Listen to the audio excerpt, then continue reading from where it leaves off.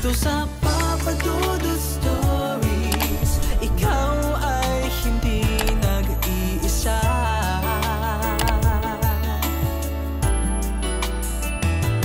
Dito sa Papa Dudut Stories, may nagmamahal sa'yo.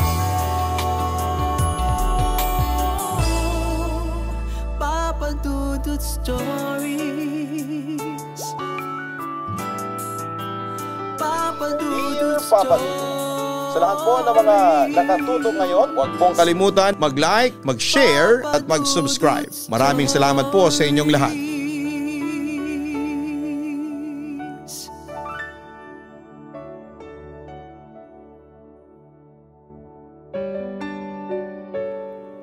Isang magandang gabi sa inyong lahat. Tawagin niyo na lamang po ako sa pangalang Jax. 29 years old, tubong Pangasinan. Pero nakatira kami ngayon sa San Mateo, Rizal. Silent subscriber ninyo ako since pandemic days at hilig ko talaga papadudot na makinig ng mga kwentong itinatampok ninyo. Lalo na yung mga kwentong horror. Siya nga pala ang ibabahagi ko sa inyo ay nangyari noong New Year's Eve ng 2016 to 2017. At masasabi kong isa yon sa mga karanasan ko sa buhay na hindi ko po makakalimutan. December 29 kami lumipat noon sa aming bagong bahay sa Rodriguez, Rizal. Kailangan naming manirahan malapit sa Metro Manila. Dahil malaking oportunidad sa trabaho ang naghihintay sa akin at sa mga magulang ko. Samantala through bank loan kaya nakabili ang mga magulang ko ng bahay sa isang liblib na subdivision. Anyway, dahil nga sa 2 araw na lamang at bagong taon na, nagmamadali kaming inayos ang mga gamit namin para pagdating ng December 31 ay asikasuhin na lang namin ang paghahanda sa medianoche. Papadudot paglipat pa lang namin sa bagong bahay namin ay hindi na po maganda ang pakiramdam ko. Hindi ko maipaliwanag pero parang ang bigat-bigat ng dibdib ko. At palagi akong kinikilabutan. Naroroon din yung feeling na parang may iba kaming kasama sa bahay papadudot.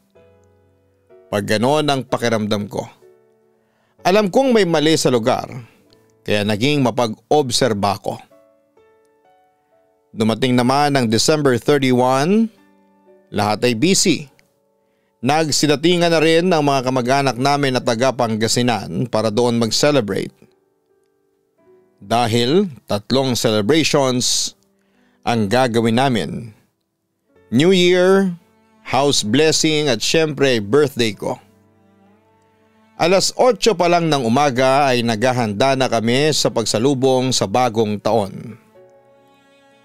Ang una naming ginawa yung mga desserts. Nagsimula na rin magluto ng lechon sina Papa at Kuya Jack. Ako naman at ang bunsong kapatid kong si Camille ang umaasikaso sa mga bisita namin. Habang ang isa kong kapatid na lalaki si Kuya Carlo ang nag-ayos ng videoke at New Year decorations. Bandang alas 4 ng hapon ay nagsimula ng mag-videoke ang mga tiyuhin at tiyahin ko. Nakisama din sina Lolo Ipeng at Papa habang kami ni Mama ay nagsimula ng magluto ng mga handang ulam. Nang sumapit ang 10 p.m, ako at ang aking pinsan ay inutusan ng mga tiyahin namin na bumili ng soft drinks at alak na iinumin ng aking mga tito at tita. At kami naman ay masayang sumunod sa ipinag-uutos ng aking tito at tita. Sa aming pagbalik, dala ang mga pinamiling soft drinks at serbesa. Ako'y nagpaalam na sa aking magulang at sa iba kong mga kamag-anak na magpapahinga na sa aking kwarto. Dahil maaga pa kaming magsisimba at magtutungo sa mga ninong at ninang. Sa aking pagpasok sa kwarto, nakaramdam ako ng kakaibang lamig na humahagod sa aking likuran. Ngunit patay naman ang aircon sa aking kwarto nung ako ay lumabas para tumulong, ngunit pinagsawalang pansin ko lang ang nararamdaman. Naisip ko na baka dala ng matinding pagod sa paghahanda ang aking nararamdaman. Sa aking paghiga ay mabilis kong naisarado ang aking mata at nakatulog ng mahimbing. Ngunit Papa Dudut, hindi ko akalain na ang masayang gabi ng salo-salo ay dilubyo at trauma ang hatid sa aking pagkatao. Nagising ako mga bandang 3:00 pasado na ng madaling araw. At ako'y agad na bumangon, binulat ko ang aking mga mata at kinusot ang mga muta. Nakita kong natutulog ang aking pinsan. Sa higaan na aking tinulugan rin at ako'y marahang ngumiti. Ngunit sa pagkakataon na yon, aking napagtanto na magkapareho kami ng damit na suot at sa lawal na pantulog. Nung una akala ko ay namamalik mata lamang ako.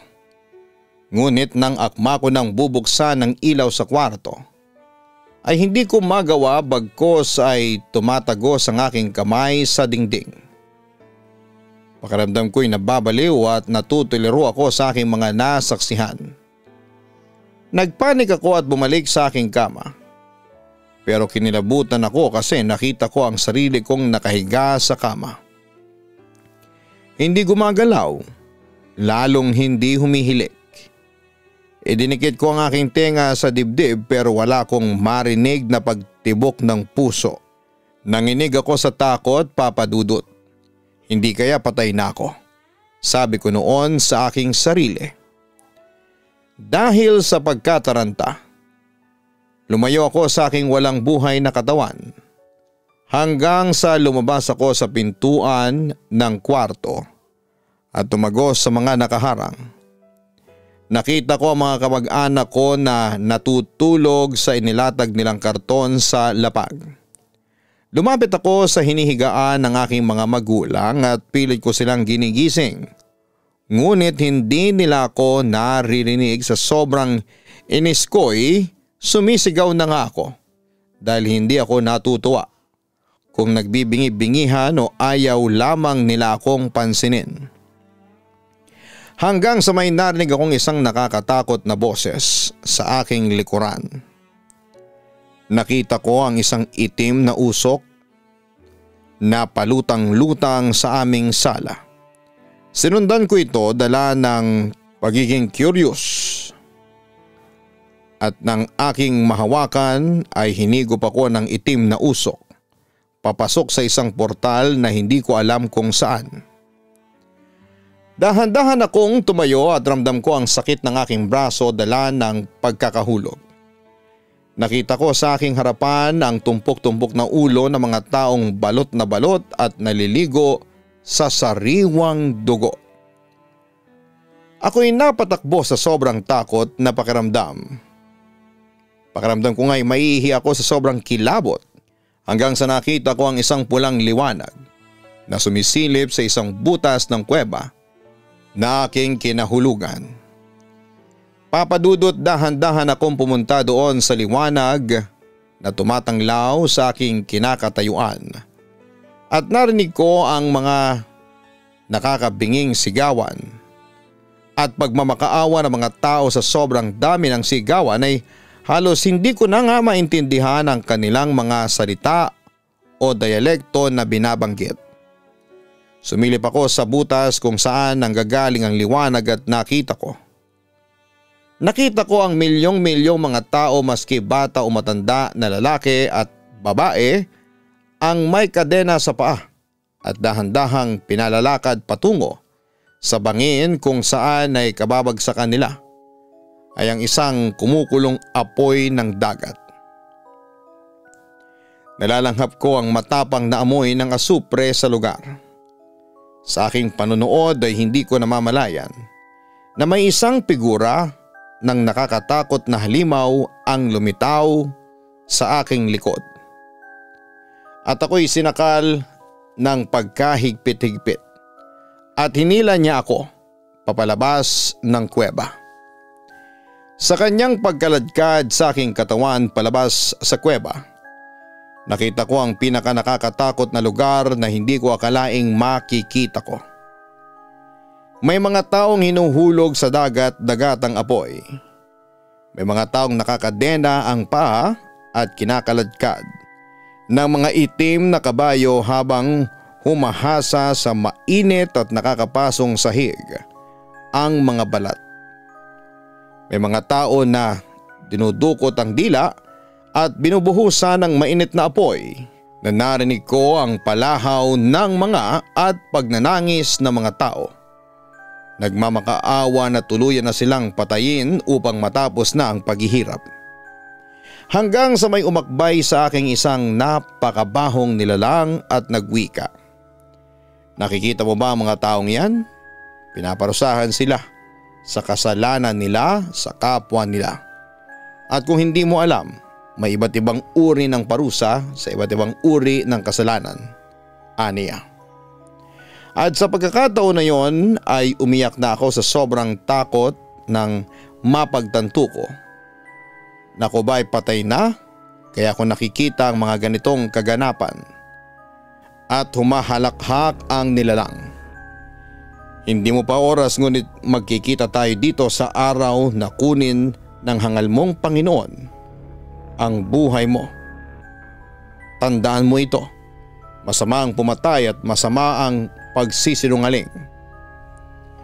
Sa pagkakataon na yon ay naisip ko na ako ang tinutukoy niya. Bigla ko naalala yung isang karumal-dumal na kasalanan ko noong bata pa ako. Nang dahil sa selos at pagtatampo ko sa aking kapatid na babae, ay tinulak ko siya sa hagdanan na naging sanhi ng kanyang pagkamatay. Papadudot matagal na panahon ko na itong tinatago dahil sa selos ay nagawa kong makapatay. At mas masaklap ay sariling dugo at laman ko pa ang aking kinitil. At eto ngang nagbibinata ako ay wala pa rin ang nakakaalam na ako ang dahilan ng pagkamatay ni Carol. Ang alam ng lahat, aksidente ang nangyari. Mamayang kaunti ay nagwika ang nilalang. Kaya sulitan mo ang oras mo sa sanlibutan sa iyong pagkurap ng mata. Magkikita tayo. Aniya, pagkatapos noon ay nagising na ako sa pagkakatulog. Sinasampal ako ng aking pinsan dahil sabi niya ako'y binabangungot. Nagising ako sa higaan na pawis at naghahabol ng hininga. Nakabalik na pala ang aking kaluluwa sa katawan. Nagpasalamat ako sa Diyos. Naligtas ako bagamat kinakabahan pa rin ako noong mga sandaling yon. Ano bang mga napanaginipan mo at sinasabi mo yung pangalan ni Carol o sisa sa akin ng pinsang kong si Jonas? Wala, napanaginipan ko lang na nasa isang lugar ako na malayo. Tapos bigla ko naalala ang kapatid ko. Sabi ko naman. Siya nga pala, bakit hindi ninyo ako ginigising kaninang alas 12? Hindi ako tuloy nakasama sa New Year celebration. Pagtatampong wika ko. Tumingin naman sa akin ang pinsang ko at nagtataka. Anong hindi ka ginising? Jax, kasama ka namin kanina sa New Year celebration, sabi niya sa akin. Jonas, huwag kang magbiro ng ganyan. Natutulog ako dito sa kwarto kanina pa ang mag-alas 11 ng gabi. Giit ko. Sino yung kasama namin kanina? Jax, bagong taon. Tigilan mo na ang pagiging palabiro mo, ang sabi niya sa akin. Maniwala ka sa akin. Hindi ako yung kasama ninyo kanina, ang sabi ko. Mamayang kaunti ay kinuha ni Jonas ang kanyang phone at nakita kong browse niya ang gallery sa kanyang phone. Eto Jack, so ikaw yan kasama ka namin. Sabi niya sa akin nang mahanap niya yung mga litrato nila kanina ang celebration ng bagong taon. Inisa-isa ko yung mga litrato. Kinilabutan ako kasi nakita ko nga ang sarili ko sa mga litrato. Pero ang nakapagtataka, ang labo ng mukha ko. Ganun pa man ay halata pa rin sa litrato na ako yung kasama nila. Huwag mong sabihin sa akin Jax na doppelganger mo yung kasama namin.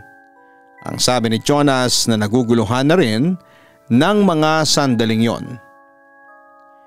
Natahimik lamang ako at binalik ko sa kanya ang kanyang phone. Muling sinuri din ni Jonas sa mga litrato sa kanyang phone. Aminado siyang malabo at parang ghostly ang itsura ko sa mga litrato. Kaya palang tahimik mo kanina. Ikaw lang yung hindi nagka-countdown sa New Year kanina.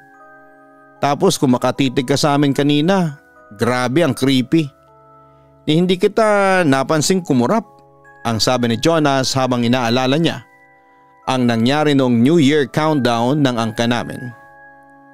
Naku Jax, haunted house pala tong bahay ninyo. Dagdag pa niya, bakas ang takot noon sa kanyang boses.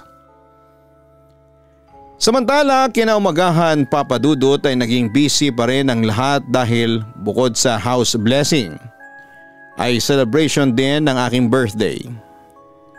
Dinagdagan yung mga pagkaing natira noong New Year at muling umingay ang paligid dahil sa videoke ng aking mga pinsan. Pagsapit naman ng gabi ay isinagawang house blessing. Habang isinasagawa ang pagbibindisyon ng pare sa bahay namin ay biglang namatay ang mga ilaw. Nagtaka kami kasi may ilaw naman sa mga kapitbahay namin. Inisip namin na baka nagkaroon ng problema sa fuse o sa breaker ng ilaw. Pero kahit na madilim ay natuloy pa rin ang house blessing dahil nagsindi naman kami ng mga kandila. Ang nakapagtataka, pagkatapos ng blessing ay saka bumukas ulit ang ilaw. Pero nakaamoy naman kami ng parang mabahong nabubulok. Hindi namin mawari kung amoy ng patay na hayop ba yon o ano. Basta masangsang. Kaya lumabas kaming lahat sa bahay. Nakita naman namin yung pare na kausap ng mga magulang ko at nagpaalam na itong aalis. Nagtataka kami bakit hindi na ito sumama sa amin sa celebration, ang dami pa naman naming handa. Then muling sinelebrate ang birthday ko pero Papa Dudut. During the blowing of candles, nagkagulo kami nang biglang may lumabas na mga ipis at alopihan doon sa cake namin. Buti na lamang at naialis agad yon ni Papa at nailayo sa iba pa naming pagkain. Pero lahat kami ay nagtataka kung bakit nagkaroon ng insekto ang cake ko. Walang nagsaya noong gabing yon. Lahat kami ay tahimik lamang at naguguluhan sa mga nangyayari. Hanggang sa unti-unti nang nagpaalam at nagsialisan ang mga kamag-anak namin. Dapat umaga pa sila ng January 2 aalis pero bigla na lang silang nagpasyang aalis kahit na gabi na. Samantala 10:00 ng gabi nang matapos naming ligpitin ang mga pinagkainan at mga handa namin. Hindi pa rin kami makaget over sa nangyari sa cake kasi noong binili ni Mama yung cake sa bake shop ay fresh na fresh. Kaya paano ito? Nagkaroon ng buhay na ipis at alopihan sa loob. Sa kabilang banda, nang chicken ko yung GC namin ng mga pinsang ko ay nagulat ako sa kanilang topic. Nakakatakot daw ang experiences nila habang nasa bahay namin. Sigurado daw silang haunted house daw ang tinitirhan namin ng pamilya ko. Pero lalo akong kinilabutan nang mabasa ko na nagpakita raw si Carol sa kanilang panaginip. Nagtaka ako. Kaya tinanong ko sa kanila kung ano ang ginagawa ni Carol sa panaginip nila. Isang pinsan ko ang nagkwento na sa panaginip daw niya Nakita daw niya si Carol na naglalaro sa hagdanan tapos ay tinulak daw ng isang lalaki na naging dahilan daw para mahulog ang kapatid ko. Sasaklolohan daw niya ang kapatid ko pero napasigaw daw siya dahil patay na raw si Carol at basag pa ang mukha. Ganon din daw ang panaginip ng isa kong pinsan. Isang lalaki daw ang nakita nilang tumula kay Carol para mahulog sa hagdanan. Nang tinanong ko sila kung bata pa yung lalaki, sabi nila ay matanda na raw. Muli ko silang tinanong kung namukhaan ba nila yung lalaking tumula kay Carol. Nakahinga naman ako ng maluwag nang sabihin nila na hindi raw nila nakita o namukhaan kasi malabo daw ang mukha nito. Samantala hindi ako nakatulog ng gabing yon dahil sa sobrang takot. Hindi mawala sa isipan ko yung araw na ginawa ko yon sa sarili kong kapatid. Pero nang mag-aalas 2 na ng madaling araw, hindi ko namalayang nakatulog pala ako. Ngunit bigla din akong nagising nang nagkaroon ng kalabog sa loob ng aking kwarto. Agad kong nakitang bukas ang pinto ng kwarto ko. Madilim din sa labas nito. Tatayo na sana ako sa aking higaan nang mapansin kong hindi ko may galaw ang katawan ko, lalo na ang mga hita at mga braso ko. Pinilit ko pa rin bumangon bago nabigo kasi parang may pumipigil sa buong katawan ko. Natakot ako noon kasi alam ko ang tungkol sa sleep paralysis at alam ko na ang kasunod noon. Tumaas ang lahat ng balahibo ko sa buong katawan habang kinakabahang nakatingin sa madilim na pintuan. Inaasahan kong may papasok na kung ano sa loob ng kwarto na siya ko namang ikagugulat. Pero lumipas ang 1 minuto pero walang pumasok mula sa dilim.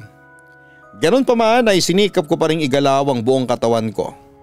Kaso papadudot halos maubos ang lakas ko. Pero hindi ko pa rin magawa kahit paggalaw ng daliri ko sa paa. Kuya Jax, biglang may narinig akong boses ng batang babae sa kwarto ko. Hindi ko man makita pero alam kong namutla ako sa pagkakarinig sa pamilyar na boses na yon. Hinanap ko ang pinanggalingan ng boses at nakita ko siya sa ulunan ng aking kama.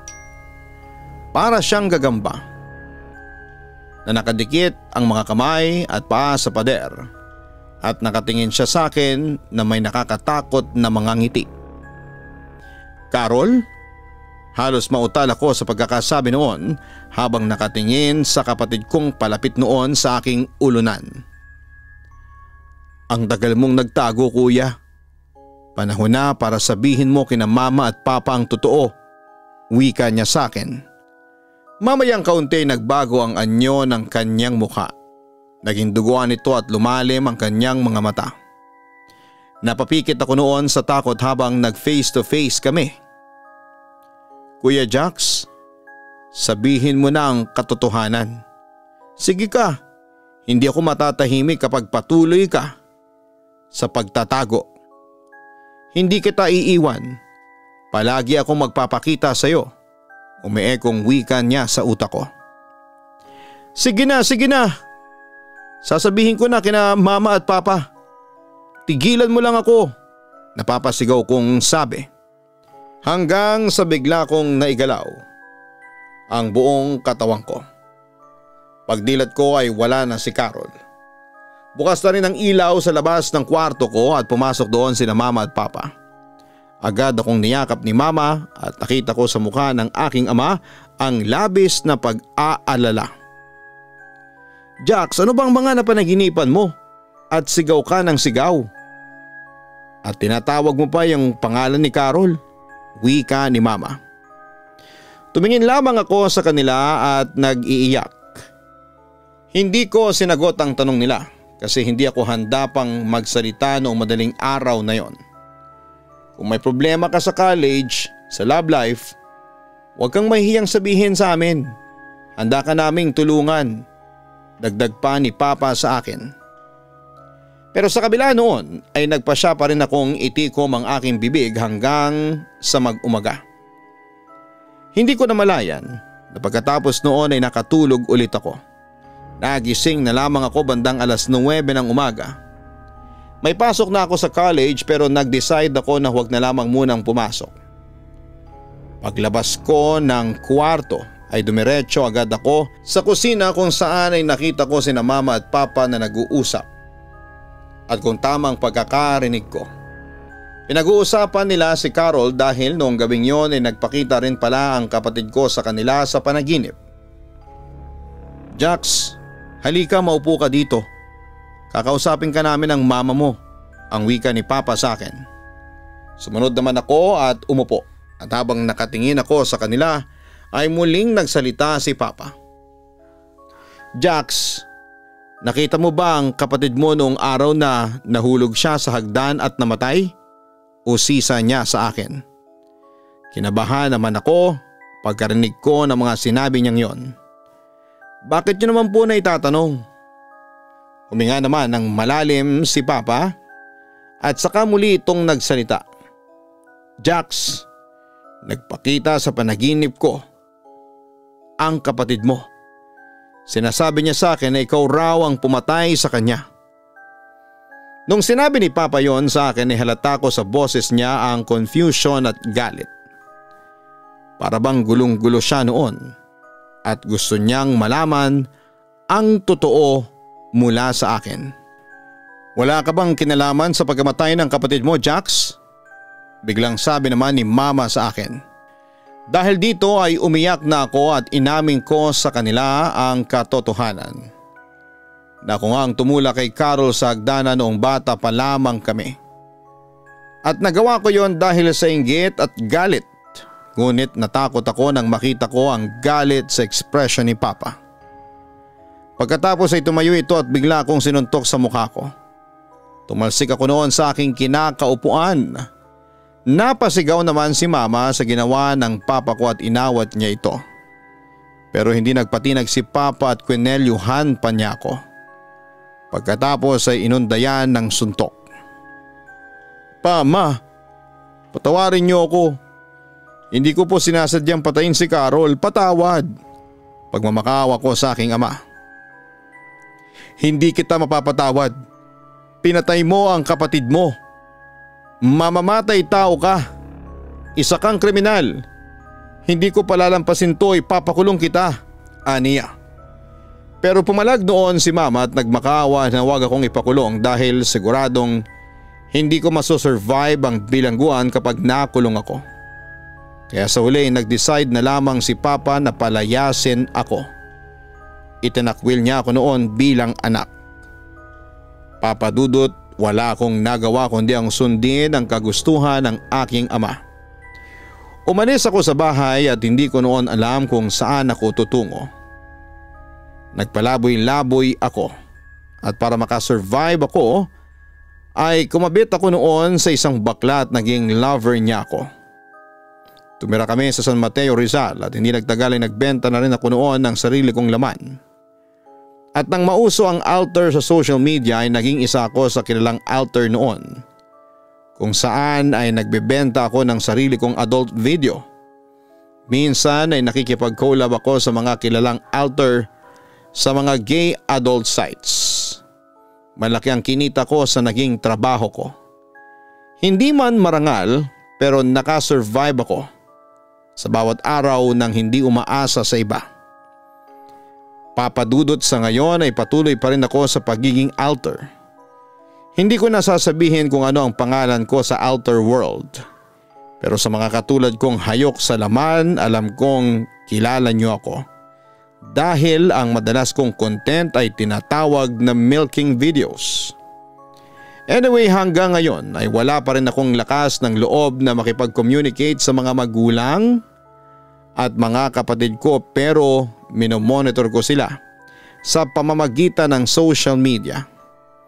Masakit sa puso kasi ang saya-saya nila. Nakalimutan na nila ako. Sa kabilang banda, Papa Dudut, ay hindi ko na napapanaginipan si Carol. Pero hanggang ngayon ay inuusig pa rin ako ng aking konsensya. Hindi ko pa rin kasi napapatawad ang sarili ko hanggang ngayon. May pagkakataon na suicidal ako pero hindi ko na itutuloy dahil parang may pumipigil sa akin. Hanggang sa nagdesisyon na lamang ako na ipagpatuloy na lamang ang aking masalimuot na buhay. Papadudot, puputulin ko na po ang kwento ko bago pa ako umiyak at sumuko ng tuluyan. Sana'y mabasa nyo ito at mapili pa rin i-upload. Dalangin ko na lamang na sana'y malampasan ko rin po itong pagsubok na ito sa aking buhay. Lubos na gumagalang, Jax. Maraming salamat sa lakas ng loob na ibinahagi mo sa amin ang iyong nakaraan, Jax. Mahirap man ang inyong pinagdaanan at matindi ang nagawa mong kasalanan sa iyong kapatid, ngunit ang mahalaga ay pinagsisihan mo na ito. Sobrang hirap na ang dinanas mo kaya panahon na para ikaw ay mag-move on. Patawarin mo na ang iyong sarili at tanggapin mo na ang nangyari at huwag mo ring sirain ang buhay mo, Jax. Tandaan mo, buhay ka pa ngayon kasi binibigyan ka ng pagkakataon ng Diyos na bumawi at baguhin ang iyong buhay. Huwag mong ilugmok sa putik ang sarili mo. Matuto kang bumangon sa kabila ng naging kasalanan mo. Deserve mo pa rin ang kapatawaran at tahimik na buhay. Hanggat hindi pa huli ang lahat, Jax, ay maging matatag ka sa pagharap sa mga hamon ng buhay. Hanapin po ang Kaistorya Horror YouTube channel para sa araw-araw na upload namin ng mga nakakatakot na kwento. Ganon din ang Gian Gianna Vlogs, our weekly family vlogs. Sana po ay makapag-subscribe na kayo. Maraming salamat po sa inyong lahat.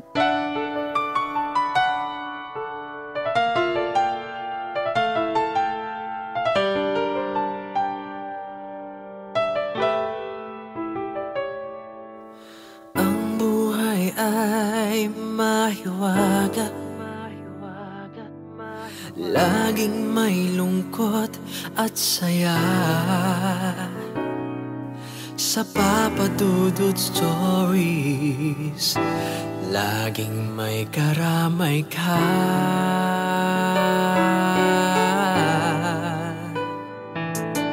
Mga problemang kay bigat, dito ay pakikinggan ka. Sa Papa Dudut Stories, kami ay iyong kasama. Dito sa Papa Dudut Stories, ikaw ay hindi nag-iisa.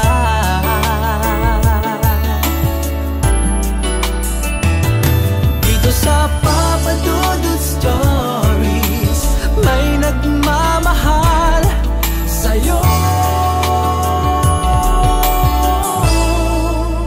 Papa Dudut Stories,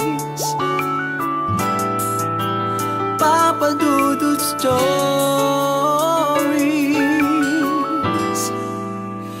Papa Dudut Stories.